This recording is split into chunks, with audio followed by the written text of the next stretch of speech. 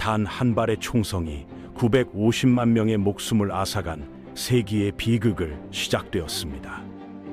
1914년 사라예보 19세 청년의 방아쇠는 유럽의 불안정한 동맹 균형을 파괴했습니다. 오스트리아 헝가리의 최후 통첩과 러시아의 동원령, 그리고 독일의 선전포고가 도미노처럼 이어졌습니다.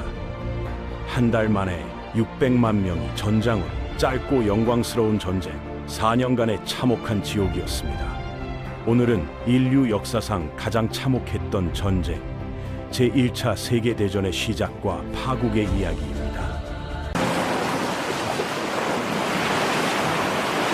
독일은 빠른 승리를 위한 치밀한 계획을 갖고 있었습니다. 슐리펜 계획이라 불린 이 작전은 벨기에를 통해 신속하게 프랑스를 공격해 6주 안에 파리를 점령한 뒤 군대를 동쪽으로 돌려 동원이 느린 러시아를 상대한다는 구상이었죠. 하지만 현실은 달랐습니다. 벨기에의 요새 도시 리에주에서 예상치 못한 저항에 부딪혔거든요. 이 지연은 치명적이었습니다. 독일군은 벨기에를 지나며 민간인 학살을 저질렀고, 이는 연합국의 선전에 활용되어 중립국들의 여론을 독일에 반대하게 만들었습니다. 한편 프랑스는 독일의 대우회 작전을 눈치채지 못하고 독일 영토로 직접 공격하는 제17 계획을 실행했죠. 하지만 국경 전투에서 참패하며 막대한 손실만 입고 후퇴해야 했습니다. 영국 원정군은 몽스에서 독일군과 첫 전투를 치렀지만 수적으로 열세여서 프랑스군과 함께 후퇴했습니다. 독일군은 파리를 향해 맹렬히 진격했죠. 하지만 파리에서 불과 40마일 떨어진 마른강에서 연합군이 필사적인 반격을 가합니다. 마른 전투는 독일군의 진격을 막았지만 양측 모두 25만 명의 사상자를 냈습니다. 이후 양측은 서로를 우회하기 위해 북쪽으로 경쟁하는 바다를 향한 질주를 시작했습니다. 1년의 치열한 전투 끝에 전선은 영국 해협에서 스위스까지 350마일에 걸쳐 고착됐죠. 양측 모두 기관총과 포탄으로부터 몸을 숨기기 위해 참호를 파기 시작했습니다. 참호전의 시대가 열린 거예요. 짧은 전쟁이라던 예상은 완전히 빗나갔습니다. 바다에서는 영국이 압도적인 해군력으로 독일의 봉쇄를 가했습니다. 영국은 29척의 현대식 전함을 보유했고 독일은 59척에 불과했거든요. 목표는 독일로 향하는 식량과 원자재를 차단해 경제를 무너뜨리는 것이었죠. 하지만 독일도 새로운 무기로 맞섰습니다. 유보트라 불린 잠수함은 수면 아래에서 탐지되지 않고 공격할 수 있었어요. 9월에 독일 유보트가 영국 순양함 HMS 패스파인더를 격침시키며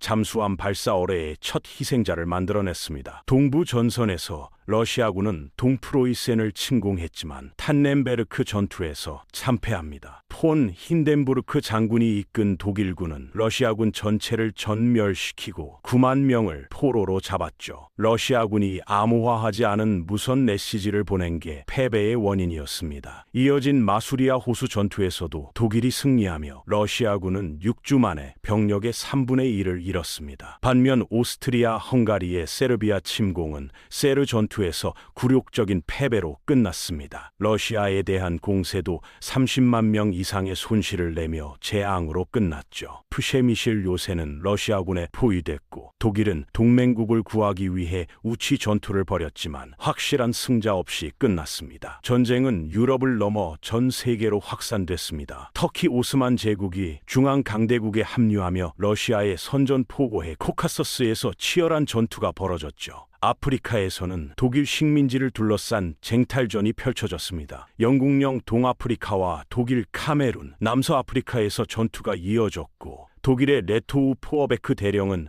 탄카 전투에서 영국군을 격파하며 4년간 계속될 게릴라전을 시작했습니다. 아시아에서는 일본이 영국과의 조약을 지켜 독일의 선전포고하고 칭다오의 독일 해군 기지를 점령했습니다. 태평양의 독일 식민지들도 뉴질랜드와 호주 군대에 항복했죠. 하지만 칠레 연안에서 독일의 폰 슈페 제독이 코로넬 전투에서 영국 순양함 2척을 침몰시키며 승리를 거뒀습니다. 5주 후 포클랜드 제도에서 영국 해군이 보복하며 독일 순양함 5척 중 4척을 격침시켰고 폰 슈페는 기함과 함께 전사했습니다. 1914년이 끝날 무렵 크리스마스에는 일부 지역에서 짧은 휴전이 있었습니다. 적대적인 참호 사이의 무인지대에서 병사들이 축구를 하는 모습도 보였죠. 하지만 이는 일시적인 평화였습니다. 불과 5개월 만에 이미 10,000명이 전사했고 전쟁은 이제 막 시작에 불과했습니다. 1915년 독일은 제펠린이라 불리는 거대한 비행선으로 영국 본토를 폭격하기 시작했습니다.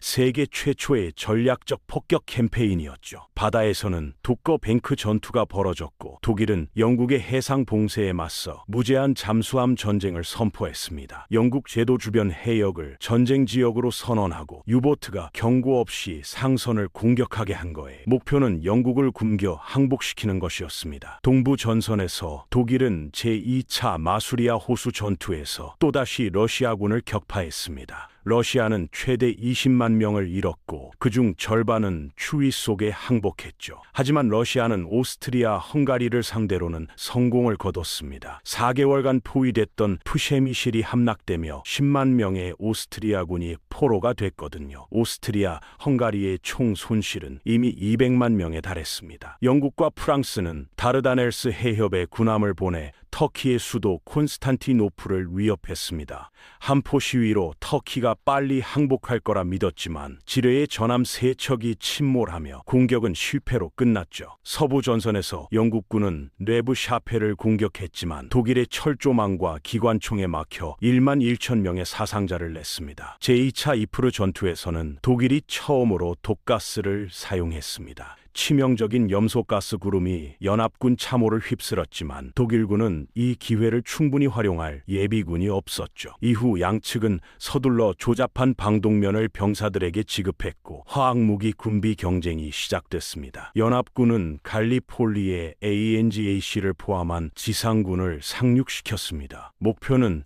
해안 요새를 제거해 콘스탄티노플로 가는 길을 여는 것이었죠. 하지만 격렬한 터키의 저항에 부딪혀 해안에 갇히고 말았습니다. 같은 시기 오스만 제국은 아르메니아인들을 체계적으로 추방하고 학살하기 시작했습니다. 터키의 적을 지원한다는 의심을 받은 아르메니아인 100만 명 이상이 시리아 사막으로 끌려가 죽임을 당했죠. 연합국은 이를 인류와 문명에 대한 범죄라 비난했지만 오늘날까지 터키 정부는 대량 학살이라는 규정에 이의를 제기하고 있습니다. 동부 전선에서 독일과 오스트리아, 헝가리의 합동 공세가 러시아 방어선을 뚫었습니다. 푸셰미시를 탈환하고 10만 명을 포로로 잡은 이 공세는 러시아군에 대한 본격적인 진격의 시작이었죠. 바다에서는 영국 여객선 루시타니아호가 아일랜드 해안에서 독일 유보트의 어뢰를 맞았습니다. 미국인 121명을 포함해 1198명이 사망했고 미국은 격분했습니다. 독일은 군수품을 실었기 때문에 정당한 표적이었다고 주장했지만 이 사건은 미국 여론을 독일에 반대하게 만들었습니다. 연합군은 독일 전선을 돌파하기 위해 제2차 아르투아 전투를 시작했지만 13만 명의 사상자를 내고 몇천 야드만 전진했을 뿐이죠. 그해 여름 포커 아인데커 전투기가 등장하며 독일이 제공권을 장악했습니다. 프로펠러를 통해 전방으로 발사할 수 있는 기관총을 장착한 최초의 항공기 중 하나였거든요. 연합군 항공기 손실이 급증하며 포커 재앙이라 불렸습니다. 영국과 프랑스의 영토 획득 약속에 흔들린 이탈리아가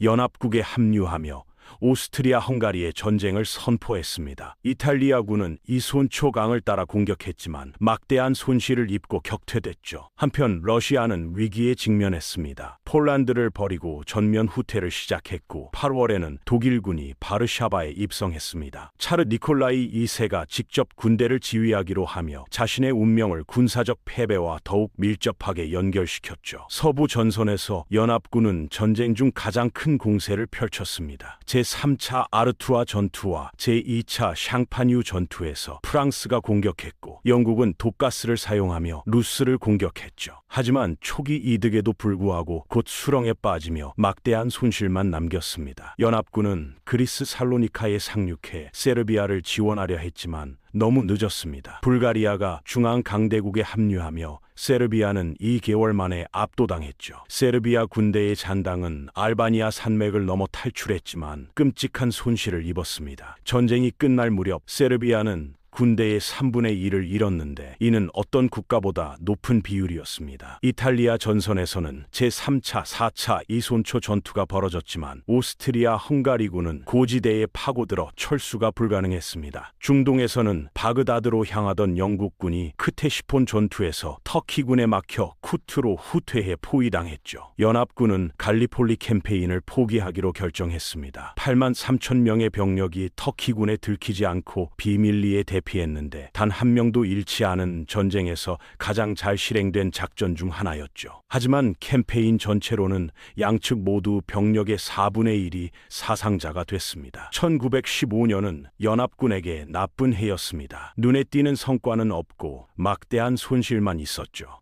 하지만 평화에 대한 논의는 없었습니다. 대신 모든 진영이 1916년에 더 큰 공세를 준비했습니다. 여전히 결정적인 전장의 승리로 전쟁을 끝낼 수 있다고 믿었거든요. 1916년이 되자 전쟁은 새로운 종류의 산업화된 전쟁으로 변모했습니다. 사망자 수는 수백만 명으로 치솟았고 끝이 보이지 않았죠. 해상 봉쇄로 유럽 전역에 식량과 연료 부족이 시작됐고 수백만 남성이 전투에 투입되는 동안 수천 명의 여성이 노동력에 투입됐습니다. 모든 진영이 긴 전쟁을 준비하고 있었어요. 2월 오스트리아 헝가리군이 몬테네그로를 공격했고 3주 만에 항복을 받아냈습니다. 코카서스에서는 러시아군이 오스만 투르크군에 대한 기습 겨울 공세를 시작해 에르주름시를 점령했죠. 아프리카의 탕까니카 호수에서는 영국이 모터보트 2척을 육로와 해로로 하나 마일을 운송해 독일군으로부터 호수의 통제권을 빼앗았습니다. 독일 카메르에서는 18개월간의 포위 끝에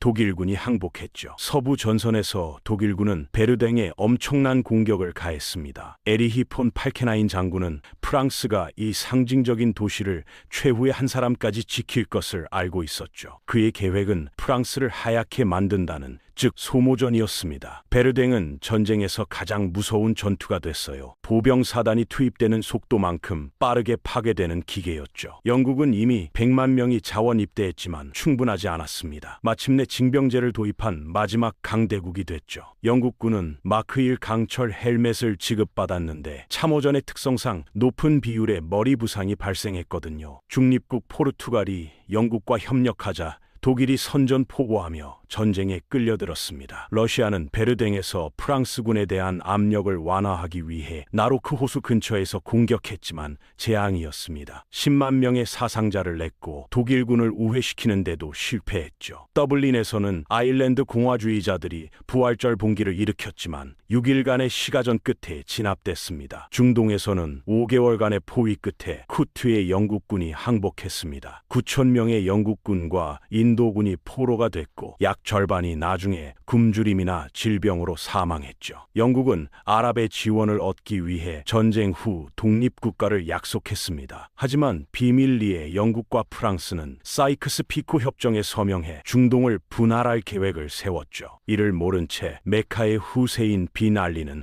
아랍인들을 이끌고 터키에 반란을 일으켜 메카를 장악했습니다. 이탈리아 전선에서 오스트리아 헝가리군이 아시아고를 기습 공격해 이탈리아 반어선을 무너뜨렸습니다. 북해에서는 유틀란트 해전이 벌어졌죠. 전쟁의 유일한 주요 해전에서 영국이 더 큰 손실을 입었지만 독일 함대가 철수하고 나머지 전쟁 동안 기지에 머물렀기 때문에 전략적 승리를 주장했습니다. 영국 순양함 HMS 햄프셔가 기뢰에 부딪혀 침몰하며 영국의 전쟁 국무장관 키치너 경을 포함해 650명이 사망했습니다. 3일 후 이탈리아 군함 프린치페 움베르토가 독일 잠수함에 침몰하며 1900명이 죽었는데 전쟁 중 가장 치명적인 침몰이었죠. 서부 전선에서 영국과 프랑스는 솜 전투를 시작했습니다. 돌파구에 대한 희망은 높았지만 첫날은 재앙이었어요. 긴 포격이 독일 방어를 무너뜨리지 못했고 영국 보병은 무인지대로 진격하며 기관총 사격에 절단됐죠. 몇 시간 만에 5만 7천 명의 사상자가 났고 그중 3분의 1이 사망했습니다. 영국군 역사상 최악의 날이었죠. 하지만 전투는 앞으로 5개월간 계속됐습니다. 러시아의 진격에 고무된 루마니아가 연합군에 합류했지만 빠르게 독일, 불가리아, 오스트리아 헝가리군의 반격에 직면했습니다. 살로니카의 연합군은 모나스티르에 대한 공세로 루마니아를 지원하려 했지만 불가리아의 끈질긴 저항에 막혔죠. 베르댕에서 팔켄하인이 공격을 취소했습니다. 프랑스군은 니벨 장군의 약속대로 통과하지 못할 것이라는 선언을 지켰지만 승리의 대가는 끔찍했어요. 프랑스군 사상자 36만 5천 명, 독일군도 거의 그만큼을 잃었죠. 베르댕은 인류 역사상 가장 피비린내 나는 전투 중 하나로 남았습니다. 팔켄하인은 해고됐고 힌덴부르크와 루덴도르프가 서부 전선을 지휘하게 됐습니다. 솜 전투는 계속됐고 플레르 근처에서 영국군이 탱크를 처음 사용했죠. 교착 상태를 뚫을 새로운 무기였지만 수가 너무 적고 기계적 고장에 취약해 실질적인 영향을 미치지 못했습니다. 러시아의 브루실로프 공세가 막을 내렸습니다. 양측 모두 치명적인 손실을 입었고 러시아군도 오스트리아 헝가리군도 완전히 회복하지 못했죠. 이탈리아 전선에서는 이 손초 강을 따라 반복적이고 값비싼 공격이 이어졌습니다. 솜 전투가 가을비와 진흙 속에서 끝났습니다. 연합군은 60만 명의 사상자를 내고 10마일을 전진했고 독일 손실은 약 45만 명이었죠. 연합군은 이 속도라면 독일이 너무 사람을 고갈시킬 거라며 스스로를 안심시켰습니다. 한편 루마니아는 주망 강대국에 압도당하며 25만 명의 사상자를 냈고 나머지 군대는 러시아군과 함께 동부 전선에 자리 잡았습니다. 그해 겨울 오스트리아 황제 프란츠 요제프가 사망하고 아들 카를이 계승했습니다. 영국에서는 에스키스 총리가 해임되고 로이드 조지가 계승했죠. 프랑스에서는 니벨 장군이 조프르를 대체하며 대담한 행동으로 승리를 약속했습니다. 우드로 윌슨의 평화 중재 시도는 수포로 돌아갔어요. 어느 쪽도 양보할 의향이 없었죠. 1917년 독일은 더 많은 자원을 가진 연합국과의 긴 소모전에서 패배할 것을 알았습니다. 그래서 도박을 했죠. 유보트가 영국의 식량 수입을 차단해 6개월 이내에 항복시킬 수 있다고 믿으며 무제한 잠수함 전쟁을 재개했습니다. 하지만 이는 미국 선박이 십자포화에 휘말려 미국이 연합국 편에 참전할 위험이 있었어요. 캠페인 시작 이틀 만에 미국 증기선 SS 하우사토닉이 유보트에 침몰했습니다. 그런 다음 영국이 진머만 전보를 미국 정부에 전달했죠. 독일이 멕시코를 부추겨 미국을 공격하게 하려는 내용이었습니다. 윌슨 대통령에게 독일에 대한 전쟁을 선포하도록 더 많은 압력이 가해졌습니다. 러시아에서는 막대한 사상자와 빵 부족이 폭동과 혁명으로 이어졌습니다. 차르가 퇴위했고 임시정부가 전쟁을 계속할 것을 맹세했지만 전선에서 러시아군은 집단 탈영을 시작했죠. 1년의 독일 도발 끝에 미국이 마침내 독일에 선전포고했습니다. 막대한 자원을 가져다 줬지만 동원하는 데는 수개월이 걸릴 터였죠. 그리고 독일의 도박은 여전히 갚을 수 있었습니다. 4월은 유보트가 가장 성공적인 달이었거든요. 하루 평균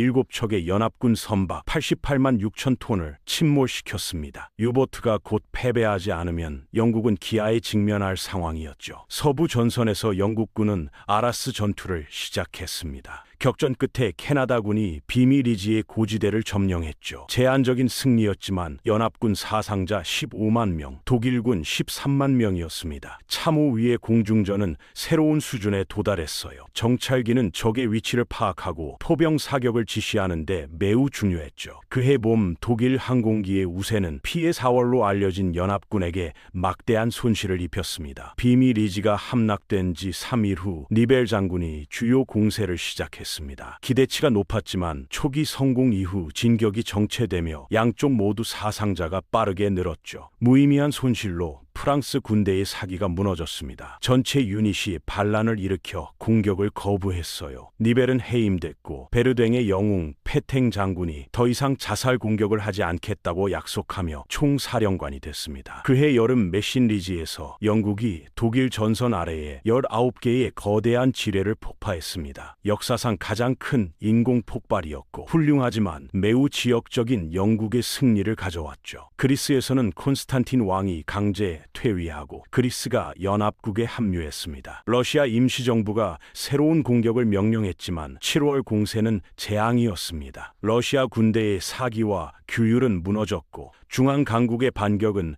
거의 반대를 받지 않았죠. 바다에서 연합군은 상선을 호송대로 묶기 시작해 해군의 호위를 받으며 항해하게 했습니다. 새로운 시스템은 손실을 꾸준히 감소시켰고 유보트 전쟁의 흐름이 바뀌고 있었어요. 독일에서 전쟁에 대한 불만이 커지자 독일 의회가 평화 결의안을 통과시켰지만 군사 독재 상태나 다름없는 독일 최고 사령부는 이를 무시했습니다. 벨기에에서 영국군은 제3차 이프르 전투를 시작했죠. 파스샹 달레로 기억될 전투였습니다. 무거운 포격, 비, 부서진 관계 수로가 전장을 진흙 바다로 바꿨어요. 돌파구에 대한 모든 희망은 곧 사라졌고 3개월 후 중단됐을 때 영국군은 24만 명의 사상자를 냈고 독일군은 20만 명을 잃었습니다. 이탈리아 전선의 제11차 이손초 전투에서 양측은 서로를 때려 탈진시켰습니다. 이탈리아군 사상자 15만 명, 오스트리아 헝가리군 10만 명이었죠. 그해 브라질, 라이베리아, 중국, 시암이 독일의 전쟁을 선포했습니다. 유보트 공격의 결과이거나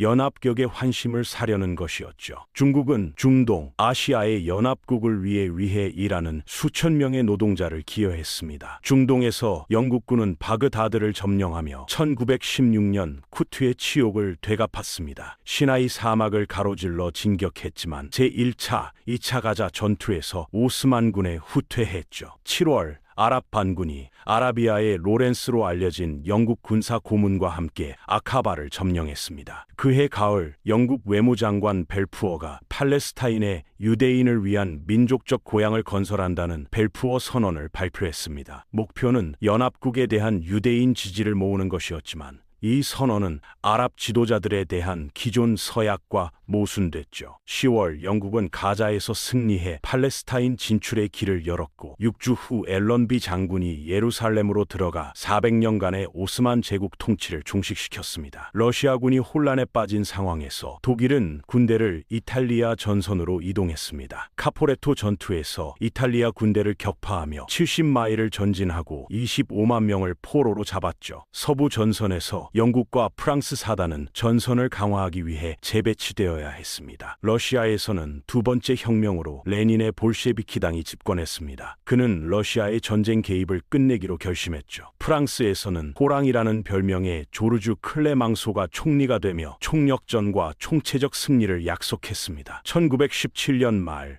연합국에게 최종 승리는 불확실해 보였습니다. 러시아는 전투를 중단했고 프랑스 군대는 반란에서 회복 중이었으며 이탈리아 전선은 거의 무너졌고 미국 증원군은 아직 멀었죠. 당분간 영국군이 현장에서 유일하게 효과적인 연합군이었습니다. 캉브레에서 영국군이 역사상 최초의 대규모 전차 공격을 시작했습니다. 첫날 거의 400대의 전차가 독일군 방어선을 뚫고 몇 마일 진격했지만 전차가 고장나거나 기절했죠. 독일군이 지원군을 서두르며 이득을 잃었습니다. 핀란드가 러시아로부터 독립을 선언했고 고립된 루마니아는 중앙 강대국과 휴전협정을 체결했습니다. 6일 후 러시아도 휴전협정에 서명했죠. 연합군 동부 전선은 더 이상 존재하지 않았습니다. 1918년 러시아는 전쟁에서 패했지만 새로운 동맹국 미국이 등장했습니다. 독일은 군사적 승리만이 연합군 자원에 압도당하는 것을 막을 수 있다는 것을 알고 1918년 봄을 위한 마지막 대규모 공격을 계획하기 시작했습니다. 3년 반의 전쟁 끝에 연합국은 위기에 처했습니다. 수천 명의 독일군이 참호전의 대학살로 이미 100만 명 이상의 목숨을 앗아간 서부 전선에서 싸우기 위해 풀려날 예정이었죠.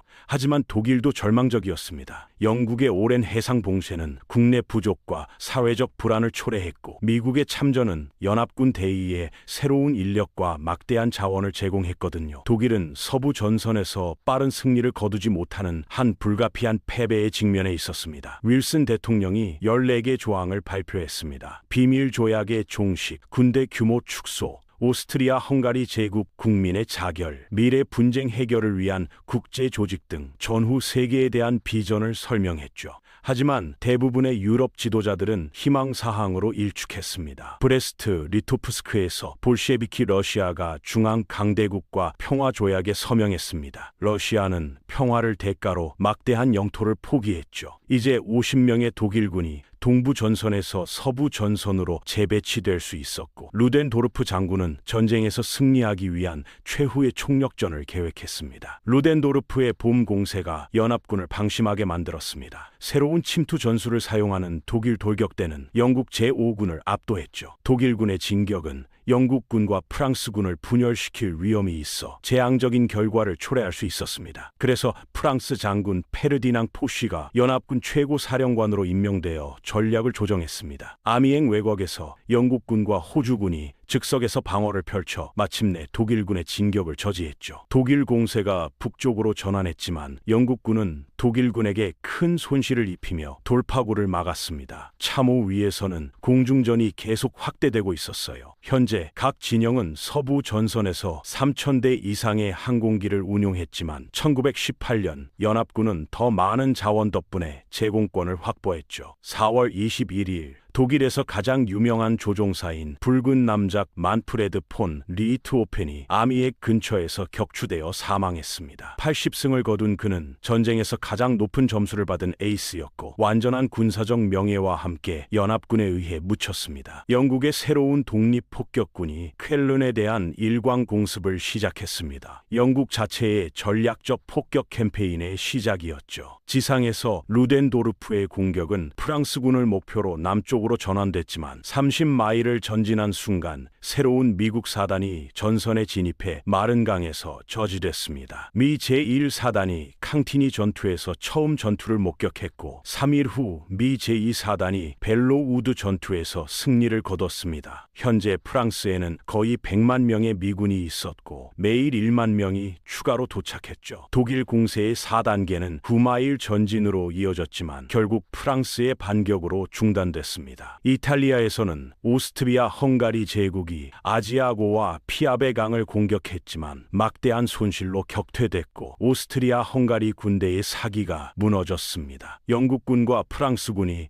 러시아 북부 무르만스크에 상륙하며 백인 또는 반볼셰비키 세력의 편에서 러시아 내전에 개입하기 시작했죠. 서부 전선에서 독일군의 마지막 공격은 2차 마른 전투에서 패배했습니다. 루덴도르프의 공세는 독일군에게 60만 명 이상의 사상자를 냈고 결정적인 돌파구를 만드는 데 실패했죠. 독일의 마지막 도박은 실패했습니다. 연합군은 이제 공격을 시작했습니다. 아미엥 전투에서 영국, 호주, 캐나다, 프랑스 군대가 탱크와 항공기의 지원을 받아 하루에 7마일을 전진했죠. 루덴도르프 장군은 8월 8일을 독일군의 검은 날이라고 불렀습니다. 독일군은 지치고 굶주리고 의기소침해 수천 명이 항복하기 시작했어요. 아미엥 전투는 연합군의 100일 공세를 시작했습니다. 참호전은 끝났고 독일군은 완전히 후퇴하고 있었습니다. 발칸 반도에서 도브로폴에 대한 연합군의 새로운 공격이 불가리아 진지를 돌파했습니다. 과도하게 늘어난 불가리아 군대는 무너졌고 2주 후 불가리아는 휴전협정에 서명했죠. 중동에서는 영국군이 무기또 전투에서 투르크군을 무찌르고 2만 5천 명을 포로로 잡았습니다. 연합군은 곧 다마스커스와 알레포를 점령했어요. 서부 전선에서 포쉬 원수가